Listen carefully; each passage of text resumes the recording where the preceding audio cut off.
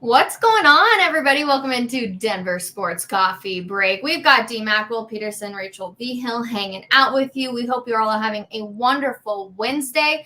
Both of you, how are you? What's new? How is life going? I feel like it's been kind of crazy, coming back from the holidays. So I just want to take a minute. How's everyone doing? Will, let's start with you, my friend. Well, it's funny because yesterday was the first day that really anyone in America did work for like 2.5 weeks, right? Like it was the day of the party's over, the holidays are over, New Year's is over. So hopefully people are back at their desks, feel a little more caught up, and can have some fun with us for the next 45 minutes or so. Well, not Shannon Sharp. He took yesterday off and decided to come back today with Skip Bayless, which is interesting. I am doing fine. Today and yesterday are very unusual. No Nuggets, no Avalanche for 2 straight days. I didn't know nothing on the road, nothing at home. I didn't know what to do with myself for these past couple of days. So thank goodness we have practices, because at least I went to it. What would I do without going to a practice? And it is funny going over to the Avalanche practice because they practice at Family Sports, which is at Arapahoe in Peoria. Mm-hmm. And it's halfway between my house and the radio station. And yesterday we had a radio meeting and a station meeting. So it was easy just to drive over there after coffee break and then drive back and everything. But boy, oh boy, with the rest of the muggles there complaining about, where they got to drive and how they got to do X, Y, and Z. But I really enjoyed yesterday because there weren't many people there. There were only like 4 or 5 people. And so you got to really talk to Jared Bednar. I mean, like we're sitting down and we're just like talking. It's kind of like this. It's not really a formal press conference sort of setting. So I'm doing well, and probably I'm jumping ahead here. But I did get a little taste of the Avalanche yesterday, and I'll be back over at the Broncos today to see what those knuckleheads are up to. Those knuckleheads, he says. If you didn't know D-Mac, he goes to everything. He's like all over the place. He's a great follow on Twitter. But D-Mac, you did mention Shannon Sharp and Skip Bayless, and I do kind of want to get into this. But first of all, we want to send our thoughts and our prayers to Damar Hamlin and his family, of course, after the scary Monday night incident. There's been so much support going on around him. We're going to get into it in just a little bit. But you guys, that was one of the scariest moments. I know, Will, you touched on it a smidge yesterday, but when you're just sitting there kind of like waiting, right? And I've heard so many people talk about it. When you watch a player go down, you wait for them to get up, right? And then you all of a sudden get that relief, and none of us got that relief, and we're still waiting. And again, I just want to continue to pass on our prayers, our thoughts to Damar's family, along to himself. I know we're getting constant updates all the time, but it's just, this could be something that could change the game of football forever, you guys, and that's kind of a scary thought to think about, Will. Yeah, I mean, you said it well there. What happened on Monday night was the most horrifying thing I've ever seen on a football field, and we've seen a lot of horrifying things, right? We've seen players paralyzed, which is awful. Those are life-changing moments. But this was literally, you were unfortunately wondering, did we just witness the first player die on an NFL field? And that's why I thought when they went back to the studio and Susie Colbert was sort of asking Adam Schefter and Booger some football related questions, and Susie did a good job. But finally, I liked when Booger stepped in and said, "Susie, we can't talk about football right now because we're talking about life or death. So we're not speaking about football anymore. We're speaking about a human life." So that's all a way of saying that it was unprecedented what we saw. Again, we've seen horrible situations, but his heart stopped twice. It stopped on the field, and then it stopped again at the hospital. We found that out either late last night or early this morning. He is doing better. We're keeping our fingers crossed, our thoughts and prayers. But, yeah, it could change football, Rachel, but the only thing I will say is that the science on it shows that it might have just been a little bit of a fluke, that T. Higgins hit Damar Hamlin at the exact wrong time where his heart was in its rhythm. We don't know his medical history with his heart. So I just think we're a little too early to make maybe grand judgments on what this means for the future of football. I think those conversations are necessary and will be had, but I also do think we need to evaluate, was this a 1 in a million thing that was just the wrong place, wrong time? So there's a lot to unpack here, and it's all very sensitive. And again, our main focus is that we continue to get good news about Damar Hamlin. Yeah, I saw a video with the cardiologist explaining and I won't use the scientific terms because I'm a moron, but at least when the video that I watch, it does seem like when your heart is in a certain rhythm, and we're talking milliseconds, and you get blunt force to that area, something like this can happen. And it is extremely rare, and it's incredibly unfortunate and tremendously unlucky. So will it change the sport? I doubt it. I mean, like how? Like what would change about the sport? I mean, it's a great question. I think it's more things that will happen off the field, less than on the field when you look at medical personnel that you're going to have. And obviously the people that first responded, they did a terrific job of being able to get him back to a hospital to be able to get care. I can't imagine that scary situation. So I just think things behind the scenes were going to be happening. And it almost wonders, in those certain circumstances, when we're looking at money and contracts for these players, a lot of people I've seen that are going on Twitter saying this is why you need guaranteed money for a lot of these players, because you don't know. And, they don't expect to go out and play the game they love and to have something like this happen, which is why I also think we're seeing a lot of players who are now, questioning what they're going to do and how they're going to go out there and play this game without knowing how Damar Hamlin is. So it's a very sensitive subject. But another thing is I'm seeing so many people blame T. Higgins, and that's just not right, you guys. Like, there's no one to blame in this situation. And I can't believe the amount of comments I've seen and just hatred towards it. And it makes me so sad. Like, there's no one to blame in this situation at all. They were out there playing a game of football. Like, it blows my mind that I'm seeing these type of comments. Well, you're probably most notably seeing the comments by Bart Scott, which have been condemned by basically everybody. And I'm really not sure how Bart Scott's on television. He has been, he's been for a while, and I don't really quite get it. But okay, hey, listen, T. Higgins had nothing to do with this. What, T. Higgins? I mean, it seems preposterous to even talk about. So no, of course, T. Higgins has nothing to do with it. We're getting towards the. I don't know if you can make any changes. I don't know what you do to change tackling in football. I don't know. It wasn't like it was a cheap play or anything, and there's nothing. It was as generic as a football play as you could possibly imagine. Mm-hmm. So, guys, I think in life, sometimes we've just got to accept, as part of life, bad things happen. And in competitive environments that inherently have some form of danger, dangerous things can happen. If not for the potential of that danger, then a lot of us probably wouldn't be as attracted to the sport. Of course, nobody wants that, but there's an element of sports that is compelling because we can't do the things that these people are doing. So we watch. That's what happens. I go back to like Dale Earnhardt. Like, you want to talk about an innocuous accident in terms of car racing, and it killed Dale Earnhardt. And, it was awful and terrible. But if you look at that accident, you'd be stunned that particular accident caused that. Guys, sometimes bad things just happen, and they're awful, and you just have to sort of accept it and roll on with it, or choose not to participate in it. And that is always a choice, to not participate in those type of activities.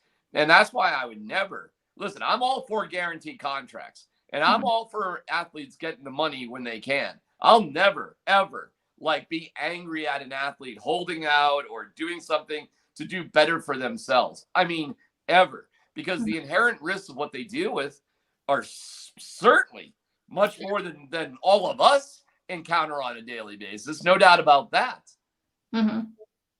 Yeah, I mean, DMAC hit a lot of good points there, but at the end was what I was going to piggyback off of, is that if this does change anything, Rachel, I think your final point was the thing it will change, is that the guaranteed money, because let's be honest, Damar Hamlin was a 6th-round pick, right, out of the University of Pittsburgh. He's in his 2nd year in the league. He's made good money. He's made money a lot of us would want to make in our lives, but he hasn't made that type of generational wealth that a ton of other of his teammates have made. The disparity in sports between the superstars and the bottom of the totem pole guys is larger than ever, particularly in the NFL when it's not guaranteed, like you said, and they can cut bait at any time on a lot of these guys. Now, Russell Wilson, they can't cut bait on. He's got guaranteed money, but again, he's the top of the top. So, Yeah, I think that's where it needs to change. And let's be honest. I mean, the support Damar Hamlin has received, that is step one.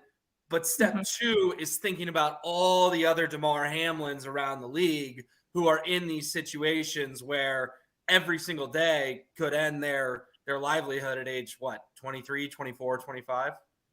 And it's not even just the NFL too. I mean, you have to think about college ball, high school ball. Like these certain things can happen kind of at any age. So I think this just brought light to it. Go ahead, DMAC. There's very few former NFL athletes that are anxious to put their kids into contact tackle football at a young age. The vast majority of them talk about doing so at a later age, 14, 15, like high school. And those that do participate in it, like Peyton Manning, for example, who has his son in tackle football, that's well known. But Peyton Manning's a coach. Like he's there. He's somebody with a higher level of expertise than the dads. The problem is his son's playing against teams that are coached just by dads. And, the same care about how to play football is probably not paid attention to by those guys like Peyton. But we've had this issue with football forever, guys. This is actually nothing new. So I'll give you one thing, though, I think the NFL could do that would improve things.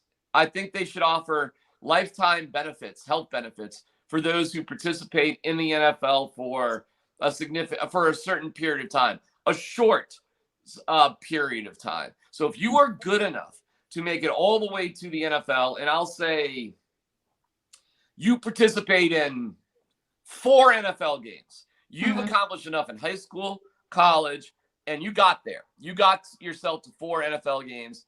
It is a multi-billion-dollar organization, the NFL. You should be able to afford lifetime health benefits for somebody who's made it that far and given up that much of their life to get there for the rest of their lives. So I think it expires, guys, like after 5 years after you're done playing, something incredibly cheap like that. So I think that could be done. I think that could improve the sport. But you're not going to take the violent nature out of football, or you simply wouldn't have football. It's a harsh reality.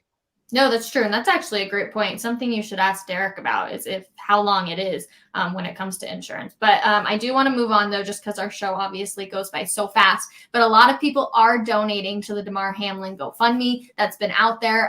We saw Russell Wilson and Sierra, Tom Brady, Matthew Stafford in there, Robert Kraft doing it, too. So there's a lot of really, popular people, I guess I should say, a lot of people in the NFL community that are donating too. So it's been really cool to see. And then did you guys see the Tage Thompson from the Buffalo?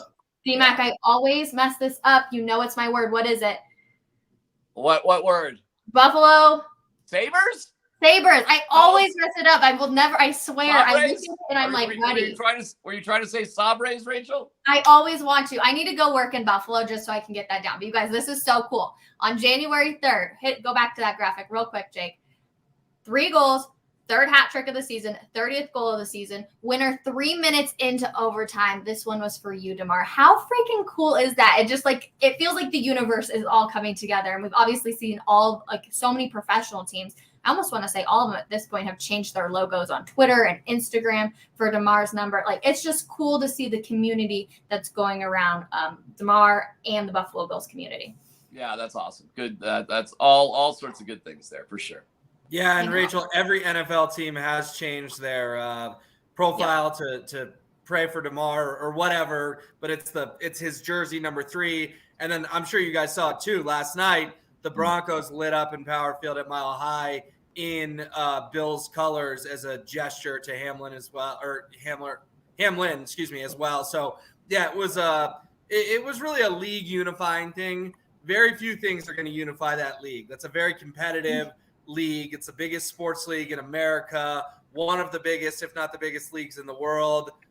It takes something this really tragic and severe to kind of bring everyone together, at least temporarily. But obviously some nice gestures around the league this week. Our own James Merlot had a really interesting idea. He was on the radio show with us, and then when he was leaving, so he didn't say this on the air, because what do you do? What do you do with the rest of the season?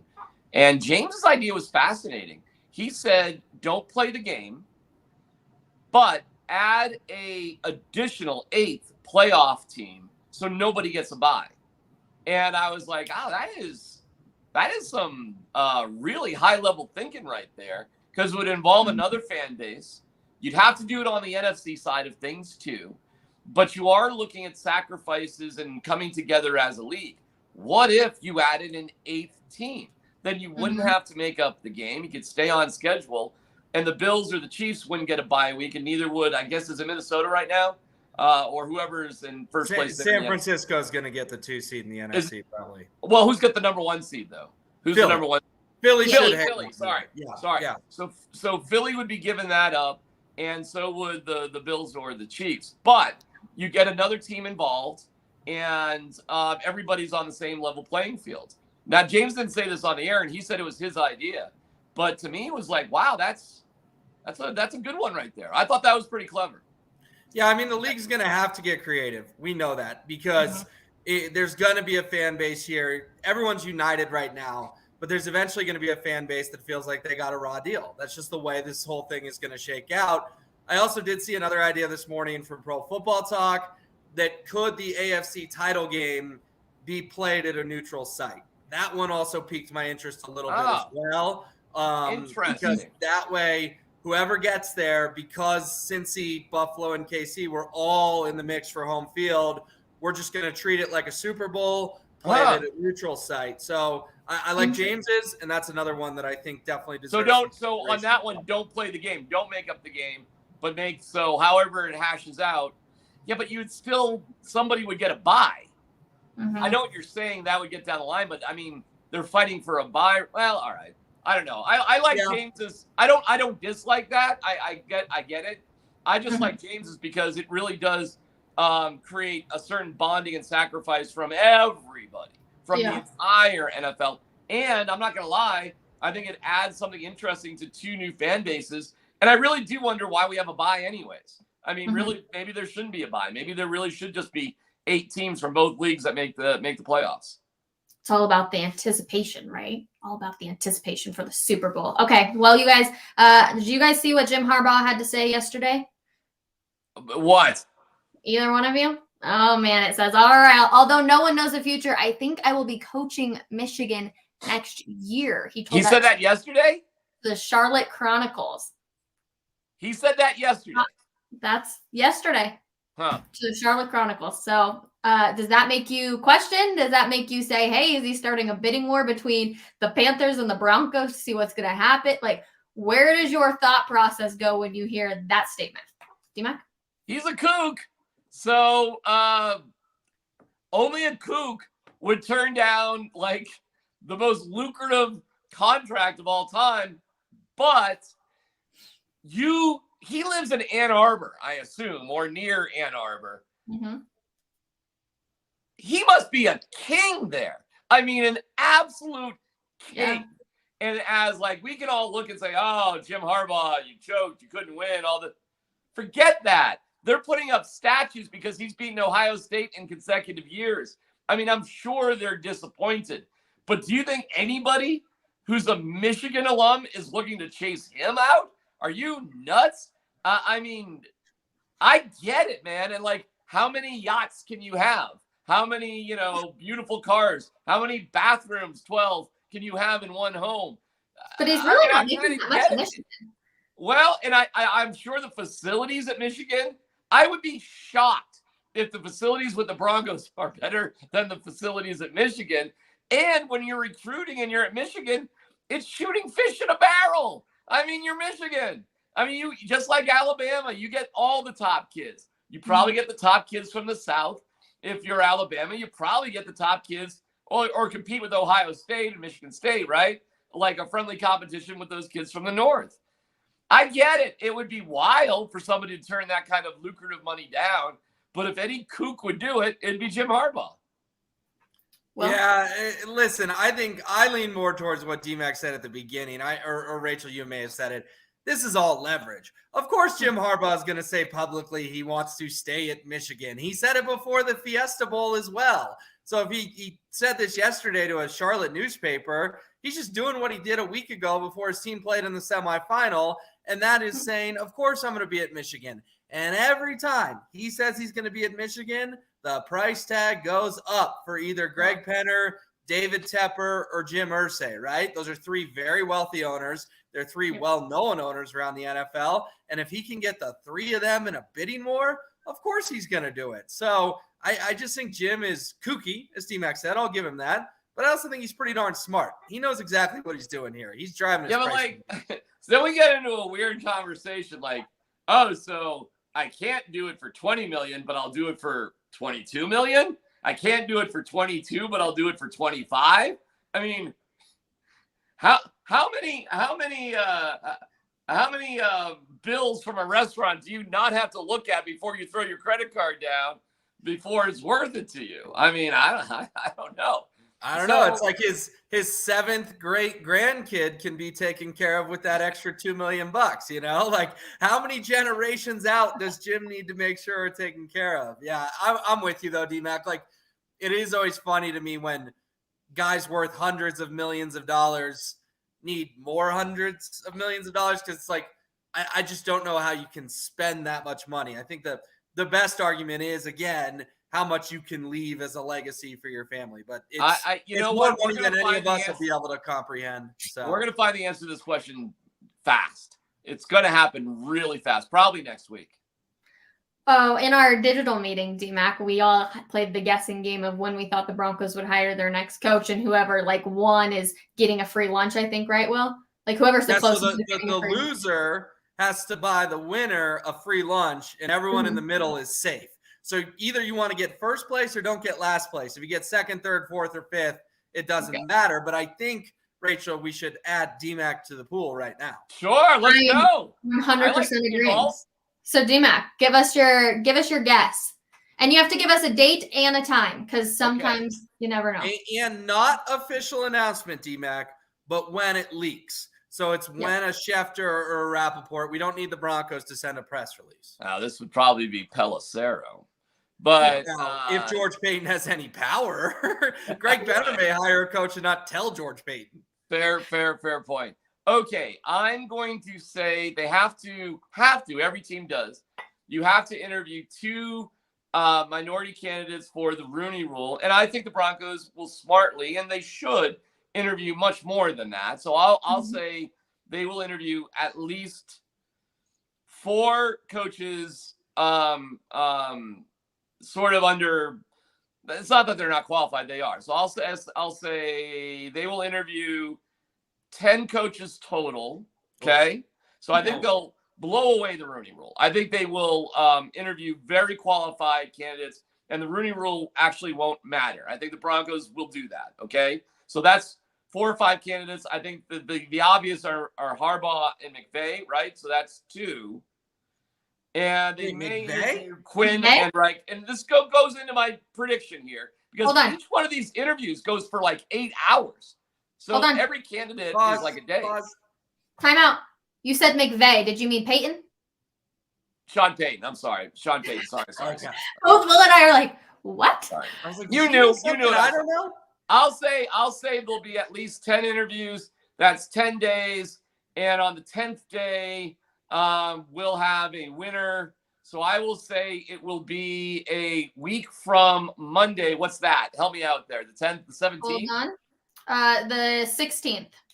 The 16th is Monday? Okay. I'll say it's after the playoffs or whatever happens. We'll see with the NFL. I'll say the 16th, and I will say it will leak. No, I will say the 15th and the Sunday. It'll be later in the day when it will leak, and the announcement will be Monday morning. So actually, I'll go the 15th at 7:30 p.m. All right. D-Mac's officially in the running. Again, the loser has to buy the winner lunch. So, how am I doing on that compared to everybody else? You're I said the 17th. In the middle-ish. Yeah, you were the 17th, Rachel? I said the 17th at 8:30 a.m. Okay. Jake just said in the chat he's the 18th. And the earliest, D-Mac, was Mace and I. We are both the 12th. That would be a week from tomorrow, because I do real quick. I do disagree with something you said. You think they'll do a lot of interviews? I don't think they'll do a lot of interviews. I think they're set on either Sean Payton or Jim Harbaugh. I think they will satisfy the Rooney Rule. I do think they'll take the Rooney Rule seriously. Like you said, if a Jim Caldwell or a Leslie Frazier or a Brian Flores knocks their socks off, that could change their plans, and it should change their plans. But I truly think it'll be 3, 4, 5 interviews with the targets being Harbaugh or Payton. And that's why I picked the 12th, because I think Jim Harbaugh will be the next head coach of the Broncos in the next 7, 8 days. You know, I would theoretically agree with you, Will, if we were hearing about them doing interviews this week, but we just haven't heard it. Now, I don't know if they're not working things behind the scenes, but the 12th is just not a lot of time. I mean, how are you going to they're going to have these – every candidate's going to get a full due process. I have no doubts about that. Sure. I don't think Greg Penner is going to be a hypocrite about it. And I think what they'll do, like they did with John Fox, is they'll have conversations with Harbaugh, and then the day that they bring, if they bring him in, it would be kind of last, and that would be a wrap. Like, he's not getting back on a plane. You don't want that. I don't know if you guys have ever had an offer for a job where they didn't want you to leave the room until you agreed to the job. It's only happened to me once in my life. It was at a radio station in Knoxville, Tennessee, and it was wild. Like, I mean, they did not want me to leave. I mean, period. And they brought in the owner of the company and the GM, and we're all there. And, I mean, it was wild. It was very, very flattering. And, you know, I never really took Knoxville, Tennessee all that serious, but it's nice to be wanted. And at the end of the day, I didn't take it. I did get on the plane. But, you know, it's a powerful feeling when it's that type of thing.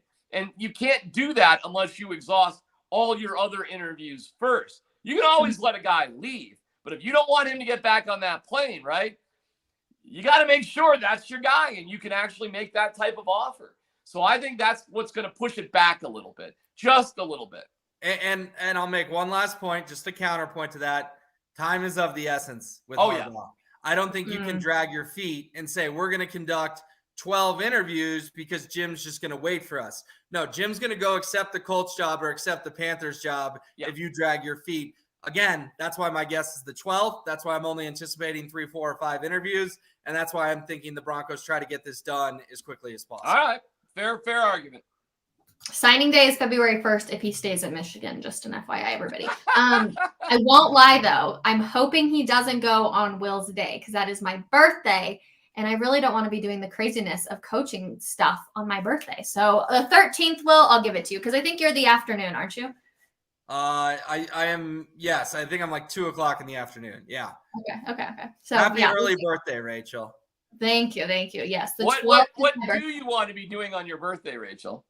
Not coaching stuff and having to go crazy and like. I just remember when Russell Wilson came and Nathaniel Hackett, and it's just like there's so much going on, right? Like you're kind of like on like edge the whole time. Like I just don't want that. I just want a very chill 27th birthday. Okay, just very chill, just hanging out. Can enjoy my juice, coffee, hang out with you guys on coffee break. Just very chill. The 13th. Do you know what I like to do on? Do you know what I like to do on my birthday? What? I like to pretend it's not my birthday. I actually really don't. That happens later in life. That's a me problem, not a you problem, for sure. And I will hope that I can do something that I can probably not talk about here, but it involves like a yummy substance drink. So we'll move on from there, though. But someone said, can you guys please explain why we would need to trade for Payton? Could they just buy him out? But the Saints have the what's the correct term? The usage rights, the ownership to. Well, he's under contract. He's under contract with them. They have, is it till 2027? Oh, I don't know. I'm not sure. I know this year they do. I don't know how long it goes for. Yeah, I really want to say 2027. Not 100% sure on that, but that's why they would have to trade for him because the Saints own the rights to him. Think of a coach like a player. Like that. Yeah. That's the way I would simplify it the most. That if a player's under a contract with another team and you want him to come play for your team, you got to trade for him. So, and we've seen this before with the John Gruden trade. The John Gruden trade from the Raiders to the Buccaneers, one of the bigger trades that would kind of have to happen again. Yep. We also, Jake did let me know that I was in fact wrong. It's through 2024, $9 million per year for 5 years, signed in 19. So there we go. We have some more people guessing. Somebody said Saturday, January 21st, a 7 p.m. leak. So interesting. We had another question. Is this the year for Eric Bieniemy to become a head coach? Now, we all know there's some drama there, but what do you guys think? Is this possibly the year, or are there not enough vacant spots for him? I think any year's an appropriate year for Eric Bieniemy to be a head coach. I really don't quite understand what it takes to be a head coach as a first-time coach that Eric Bieniemy hasn't qualified for. So I will say, sure, absolutely, because I think he should have been offered a head coaching job far before this. Yeah, it's kind of baffling that Eric Bieniemy is still the offensive coordinator in Kansas City when they put up historic numbers year after year after year. DMAC, who were Peyton Manning's offensive coordinators in Denver? Adam Gase, he got a job. McCoy, yeah. Mike McCoy, he got a job. Yep. Usually the OCs of historically great offenses get jobs. So, yes, I'm rooting for Bieniemy this year to get hired. And I absolutely think the Broncos should chat with him as well. Sit down, have a conversation. Bieniemy's problem with the Broncos has nothing to do with his qualifications, okay? Or it has everything to do with his qualifications and what he doesn't have, unfortunately. And this is part of the reason why you actually really do need, is the Rooney Rule perfect? Probably not. But is it important? Hell yeah, it's important. Because if you don't give coaches an opportunity to be a first-time guy at some point, well, then this sort of rhetoric will just happen again and again and again. And the issue right now for the Broncos isn't even just about, oh, you need to have previous head coaching experience. It's to the degree that you need to have personnel experience because of how poorly things have been run. So it's kind of, the Broncos are in kind of a different world than some other coaches because the Broncos are going to hire somebody to be above their GM. That doesn't always happen. That didn't happen for most first-time coaches. Dable doesn't have GM privileges, and neither does O'Connell in Minnesota. They both have GMs above them, and most first-time guys do. So we're just we're in a unique spot here, guys, because we're not just hiring a head coach. We're also hiring essentially a president of football with this hire. And, for that job, you really do need to have previous experience doing those things in order to qualify for it. So the amount of people that actually qualify for this, I mean, it's, you could talk to Marvin Lewis if you want to. You could talk to Tony Dungy. These would be interesting candidates that would qualify for the Rooney Rule too. The unfortunate thing for Bieniemy, he already should have got a job. He should have got a head coaching job so that, when something comes like this isn't just a different level, he would be qualified for it. So it's a shame that he didn't already get a job, and he clearly should have. I mean, look at what him and Patrick Mahomes are able to do. It's pretty incredible. But I think you do have to get, not taking anything away from Eric, but Patrick Mahomes is just like a different level. Like, he's able to move the ball in ways that are just insane to me. I mean, we literally watched the ball bounce off a helmet and go back to him, and he still made a play on it. You got to give Patrick Mahomes a little bit of credit there too. Yeah, but all coaches need great quarterbacks to win. And now you see the circle, right? You got to be a good coach, but you got to have a GM that's going to pick a good quarterback so you can be a good coach. I mean, we go around and around on this. Yeah, I mean, it's sort of, hey, listen, if you had the right quarterback, almost I could be the right coach if we have the right quarterback, and if you don't have the right quarterback, well, how are you going to manage the situation? And then we just go back to the quarterback situation, which we don't have the right. We're just going to stay away. But Mike Liss did put out an article in his mailbag talking about, who the Broncos are mainly looking at, who are some of the backups. Obviously, Sean Payton, Jim Harbaugh top the list. But then there's Dan Quinn is next on the list. Frank Wright, after receiving strong initial consideration, may not be in the mix. Good. What do you think about Frank Wright? Are you guys on that bandwagon or off that bandwagon? If you can't get any of the other, let's say the three names I just listed, Will? No, I've said this time and again. I would just hire in-house. I would hire Ejiro Evero. Oh, absolutely. I've said all along that if you can't get Harbaugh, you can't get Peyton, you need to keep it in-house because that guy has proved he is worth a head coaching gig, a head coaching opportunity. And if you don't give it to him, someone else is gonna. So, yeah, I'm glad Frank Reich is out. Frank Reich, every year, Indy, it felt like it was a trendy Super Bowl pick. How many times did Indy even sniff the Super Bowl? Come on, I don't want Frank Reich. Well, like I just said, and I really don't want Dan Quinn either, okay? Because I need somebody that I know can oversee personnel.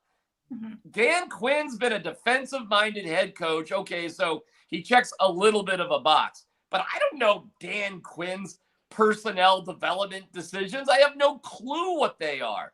And Frank Reich, are you kidding me? I mean, I know my buddy, and I love Mike Kliss. He was like really banging the Frank Reich drum, like to include him with everything else. And I don't know why. I mean, he's not even.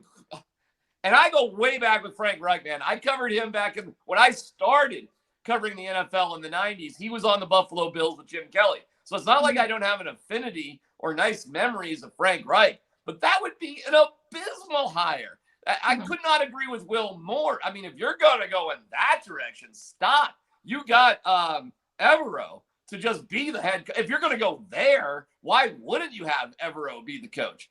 But again, I go back to you got to have somebody. Oh, my God. You have got to have somebody who has personnel control and to just mitigate and minimalize George Payton because we cannot trust his decision-making process. So yeah, if you hired Evero, ridiculous. If you hired Evero, you'd bring in a new GM. I think you would. Hey, fine by me. Listen, yeah. I got a move for you. How about this? Bring in David Shaw as your GM and bring in Evero as your head coach. Sign me up right there because we got a guy with David Shaw with Stanford connections with Condoleezza Rice and the organization who has shown how to manage things. You think it's easy to get football players to Stanford? Are you nuts? I mean, the fact that you have any success at Stanford is a miracle to me. And with the right quarterback, he certainly did. But in the NFL, you can go get the right quarterback. So I would just leave David Shaw. If we're having this conversation, right? Like somebody who's managed things. In fact, I love that. If we had David Shaw and Evero as GM head coach, sign me up. I think that would be a fascinating way to go. I would be all for that. But you do need somebody who has that type of experience. And that's what you do get with college coaches because they not only coach, but they really do run the entire program. There's no GM in college sports. Your coach is the GM. Both of you will, I'm not 100% sure on you, but I for sure know DMAC says you can't have a first-year head coach again. But are you both giving him a pass because he's already included in this system that is the Denver Broncos and Russell Wilson? Well, yeah, because he's showing me that he's a darn good coach and a dumpster fire of a season. If we have to go through the positives of this 4-12, soon to be 5-12 or 4-13 season, he's probably number one on the list, right? Who else are you going to put one? Justin Simmons has a career high in interceptions. He's probably in that conversation. Jerry Jeudy's flashed a little bit, but that's been more the second half of the season, not the whole body of work. Pat Surtain would have been the first half MVP. He's fallen off, had some tough games in the second half. If you had to give me the number one person positive from the 2022 Denver Broncos, I challenge you to find a better one than Ejiro Evero. Same problem, though. You're not getting rid, sadly, of George Payton. I would have Will, you argued that it's okay to keep George Payton, and I argued you got to get rid of him. Well, I said it was okay to keep him for another month. I didn't say permanent. And I said no, because of this conversation right here. You have limited your candidate pool basically down to two guys. That's it, because you haven't moved on from George Payton. Had you moved on from George Payton, we are having a wildly different conversation, guys. Wildly different. But George Payton is there. He's not going to hire a GM over him. And Penner's not going to allow somebody who doesn't have experience. So because you haven't fired George Payton, you put yourself in this tiny, teeny little spend freaking millions and millions of dollars corner. So because you didn't make this move right now, it's tiny. It's teeny tiny. It's a teeny tiny box, and only Jim Harbaugh with his khaki pants and Sean Payton are allowed in. And I wish that wasn't the case. I think that's a mistake to just narrow the box to close it so small. I think it's a mistake. And I said that a million times. And I would have moved on from Russell Wilson and taken the cap hit and dealt with it. But You got rid of the pinky finger, guys. You got rid of the pinky finger. You didn't get rid of the big three. If Jim Harbaugh does become the coach, I expect you to show up to training camp in khaki pants every single day, D-Mac, because something He'll with you hate in me. khaki pants. I know he'll hate me. He'll hate me instantly. He'll hate me before I open my mouth. He'll just intrinsically know to hate me. But that's okay. And if I got to live with Jim Harbaugh hating me for the, however many years, then it'll be a lot of years. I mean, it'll be a lot of years for him. Who knows what time it is for me, but it'll be a lot of time for him. And I hope we all understand that too. We get that, right?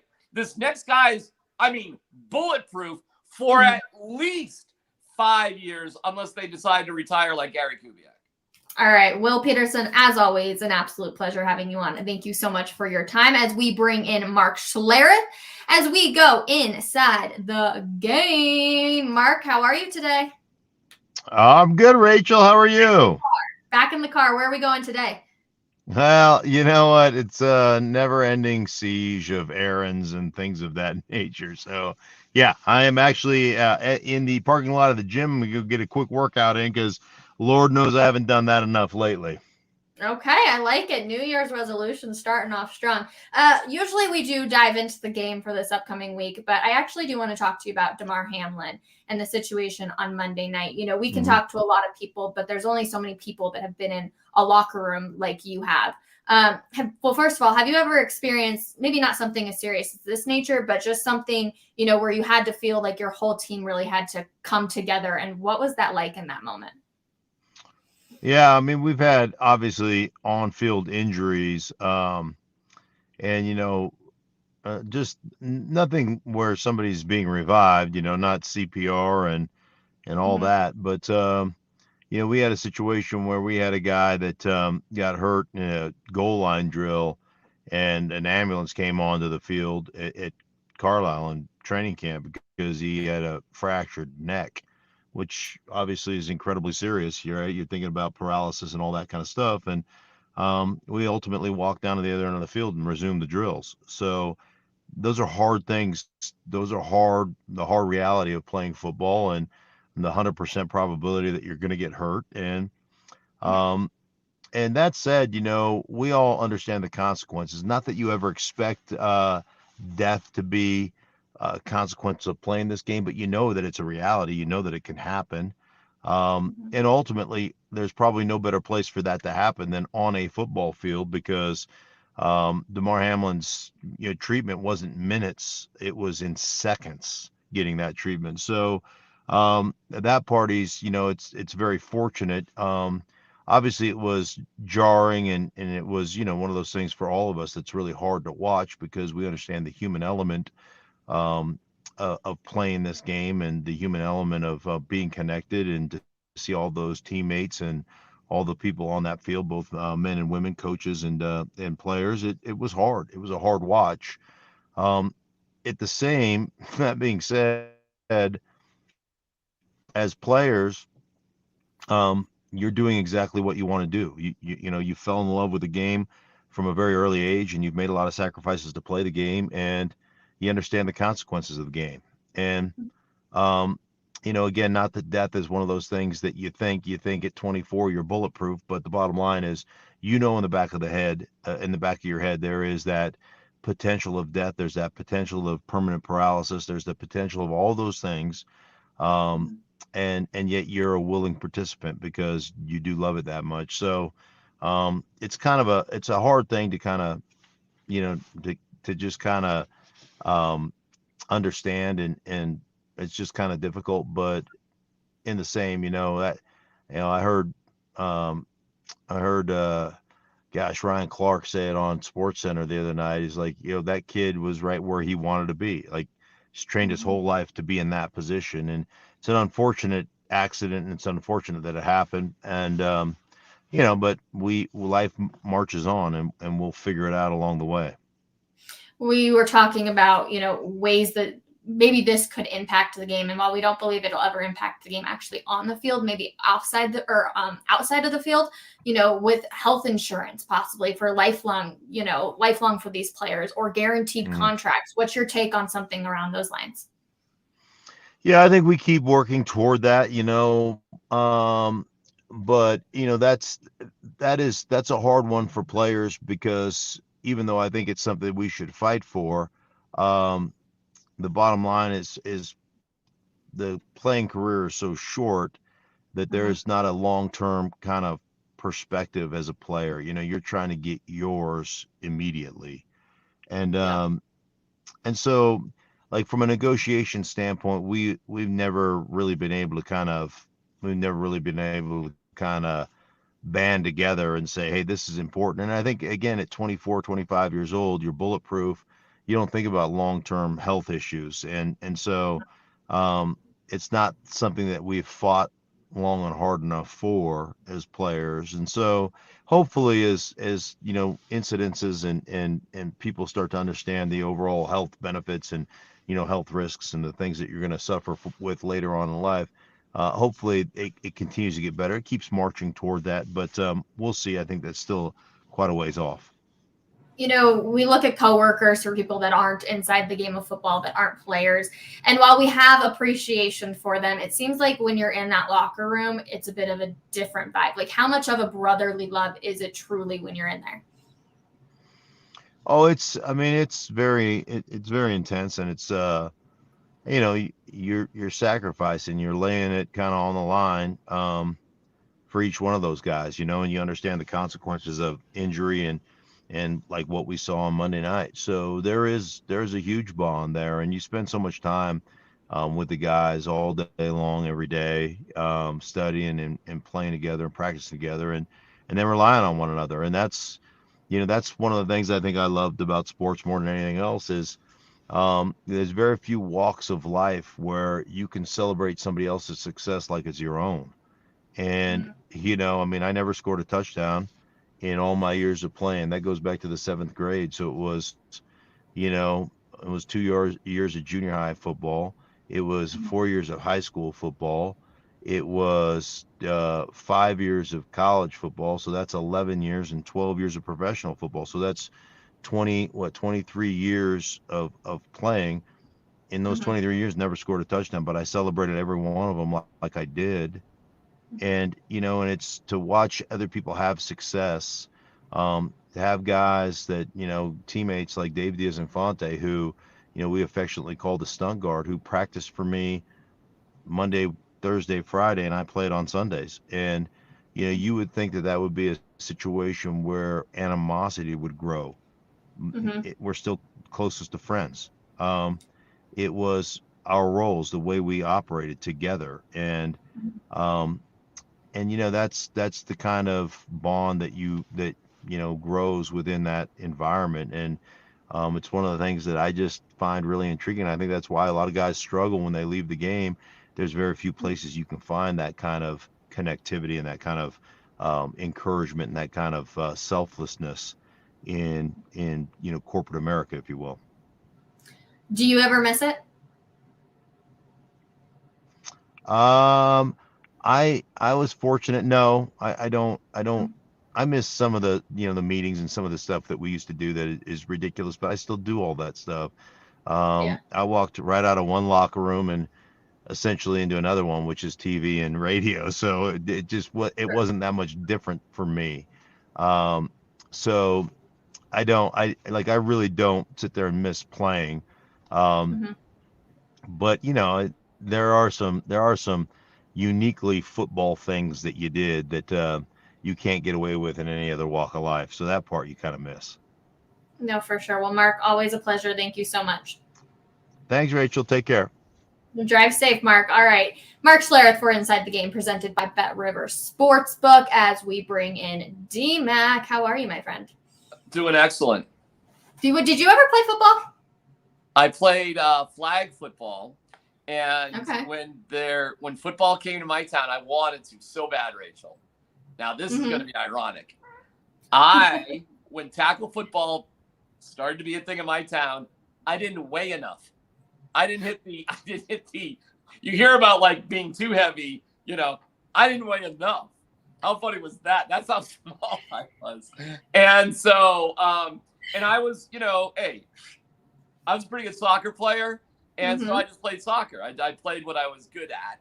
And it just, and they did not let you play football and soccer at the same time in high school because it happened during the same season, or I would have. I mean, I love football and I loved everything about it. It's just that I was, better at soccer. And in all fairness, I'm just a gargantuan baseball guy. I mean, that's all I cared about was baseball. The only reason I didn't play baseball 12 months a year is it wasn't available 12 months a year. If it was, that's what I would have done. I was actually much better at soccer than baseball, which is another cruel twist of fate. So yeah. I love the debates with you and like Jake Shapiro and, hey, I played the game. That's the only time I could ever say I played the game card. Like I scored goals and, I was the captain of my varsity high school soccer team. I scored. Yeah, that's right. I got something. Rachel, you got to give me a little something. I'll give you credit there. Don't worry. I have 2 interceptions in Powder Puff football in high school, both my junior and senior year. So. You got me beat. You've done much. But here's what's ironic. I won 2nd place in the Steamboat Springs punt, pass, and kick competition because Derek Duckles, who won 1st place, was signed up in the wrong division. He kind of accidentally cheated, so they kicked him out, and I got the silver trophy. I came in 2nd place, Steamboat Springs, punt, pass, and kick. So I do, unbelievably, have a football trophy as part of my incredible, luxurious trophy collection. Bravo, DMAC. Bravo. All credit given to you. That's going to do it for today's coffee break, though. Thank you all so much for hanging out with us, in the comments. We love reading them, and we'll be back tomorrow morning, 10:30 a.m. Make sure you check out Denver Sports as Russell Wilson will be talking to the media today. Bye, everybody.